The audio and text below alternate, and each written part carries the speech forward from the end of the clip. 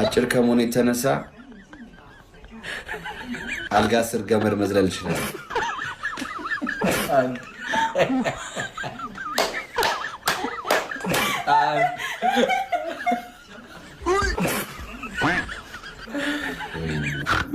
ጋይስ ለሀይሚ ምን አገባ? ምን ቤት ነው? ኧረ ጋይስ ኮመንት ላይ በሞጣ ሞጡን ትታችሁ ደብል ታፕ አድርጉ። እሺ ሁለተኛ ቅጣት ጋይስ፣ ሁለተኛ ቅጣት ሃይሚ ዙሪ፣ ወደዛ ዙሪ ሃይሚ የምር።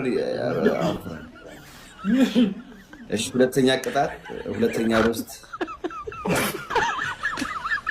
ጭቅላቴ ትልቅ ከመሆኑ የተነሳ ሞተረኛ በሆን ሄልሜት ሳይሆን የሴቶች ፀጉር ቤት ካስክ ነበር የማደርገው። እሺ ሴናዬ፣ እሺ